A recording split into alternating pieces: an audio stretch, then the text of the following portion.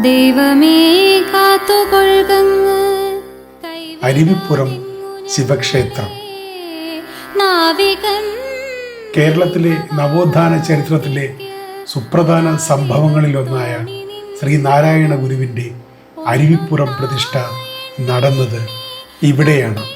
നെയ്യാറിലെ ശങ്കരൻ കുഴിയിൽ നിന്നും ഗുരുദേവൻ ശിവലിംഗം മുങ്ങിയെടുത്തു.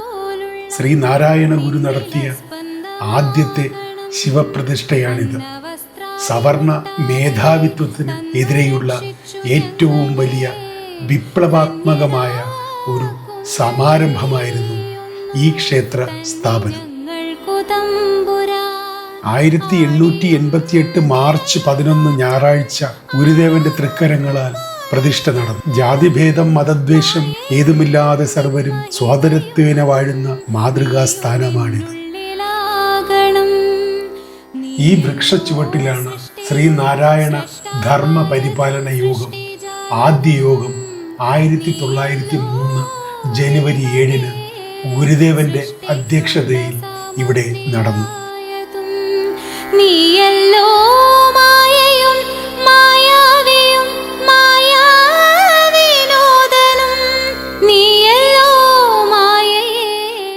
ഇതാണ് ശ്രീനാരായണ ഗുരുദേവൻ ഉപയോഗിച്ചിരുന്ന മുറി.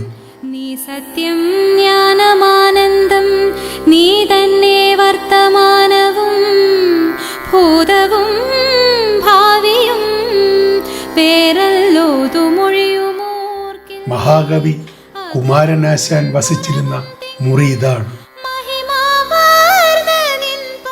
കുമാരനാശാൻ ഇവിടെ വെച്ചാണ് ചണ്ടാല ഭിഷുകി രചിക്കുന്നത്.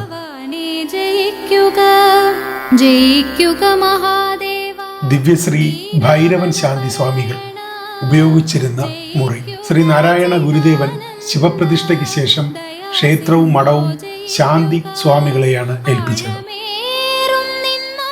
അരുവിപ്പുറത്ത് സമീപമുള്ള കൊടിതൂക്കിമല കുമാരഗിരി ശ്രീ സുബ്രഹ്മണ്യ സ്വാമി ക്ഷേത്രം. നിത്യം വാഴണം വാഴണം സുഖം.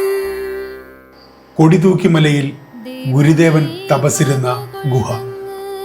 കൈവിടാതിങ്ങു ഞങ്ങളെ നാവികൻ നീ ഭവാദിക്ക് ഒരാവിവൻ തോണി നിൻ പദം ഒന്നൊന്നായി എണ്ണി എണ്ണി തൊട്ടെണ്ണും പൊരുളൊടുങ്ങിയാൽ. കൊടിതൂക്കിമലയിലെ ഈ പീഠത്തിൽ വെച്ചാണ് ഗുരു സാക്ഷാൽ ബാലസുബ്രഹ്മണ്യ സ്വാമിയുമായി സംവദിച്ചത്.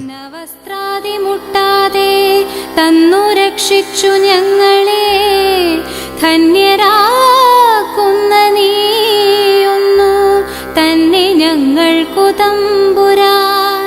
ആഴിയും ക്ഷേത്രത്തിന് സമീപമുള്ള ബലിക്കടവ്. മായയും നിൻമഹിമയും. നെയ്യാറിന് സമീപം ഗുരു തപസ്സിരുന്ന ഗുഹ.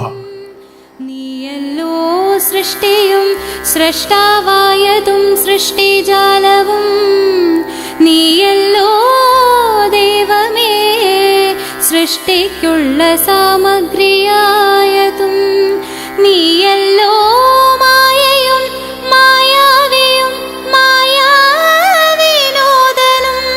നീയല്ലോ മായയെ നീക്കി സായുജ്യം നൽകുമാര്യനും.